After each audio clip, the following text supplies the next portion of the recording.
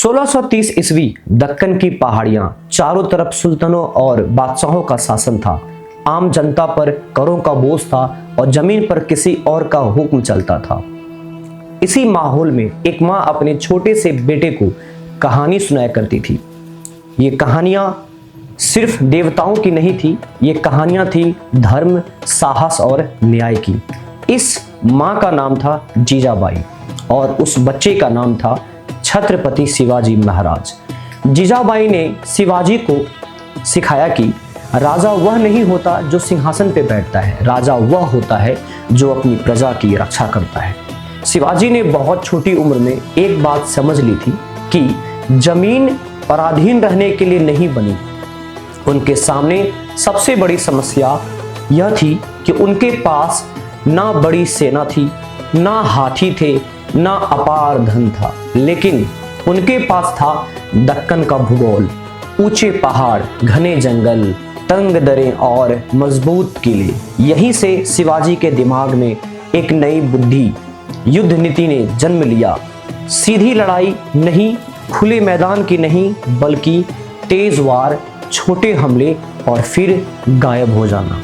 यही था गुरिल्ला युद्ध। शिवाजी के लिए किला सिर्फ पत्थरों की दीवार नहीं थी, किला उनका सबसे बड़ा हथियार था।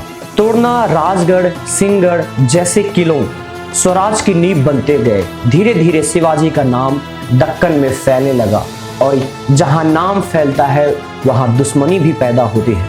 उस समय बीजपुर की आदिलशाही शिवाजी को एक बड़ा खतरा मानने लगी, जिन्हें रोकने के लिए एक सेनापति भेजा गया, एक विशाल का योद्धा, निर्दयी और घमंडी। उसका नाम था अफजल खान। अफजल खान ने खुला युद्ध नहीं चुना, उसने छल चुना। उसने शिवाजी को मुलाकात का संदेश भेजा, शांति की बात, समझौते का प्रस्ताव। शर्त थी दोनों बिना हथियार मिलेंगे। शिवाजी जानते थे यह मुलाकात खतरनाक है, लेकिन ये यह भी जानते हैं कि जंग को दिमाग से जीतना होगा।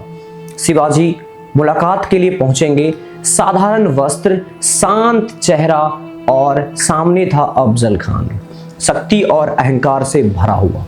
गले मिलने का नाटक हुआ और उसी पल अफजल खान ने पीठ में छुरा घोंपने की कोशिश की, लेकिन छत्रपति तैयार थे और एक ही क्षण में बाघ नख निकला और फिर तलवार। शिवाजी ने वार किया और अफजल खान गिर पड़ा।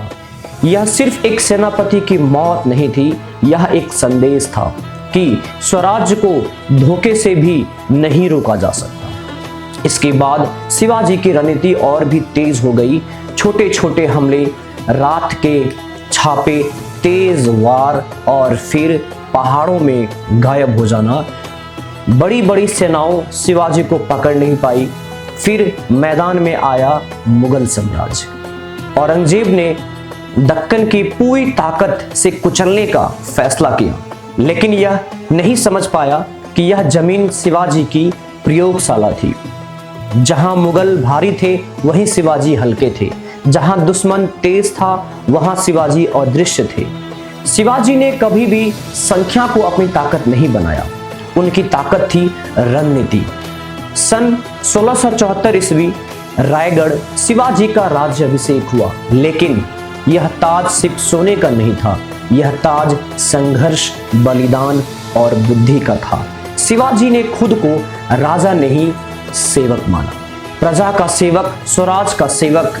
छत्रपति शिवाजी महाराज यहाँ सिखाते हैं कि ताकत हमेशा हथियारों में नहीं होती, ताकत सोच में होती है, और जो अपने समय से रणनीति के बल पर लड़ता है वही इतिहास बदलता है।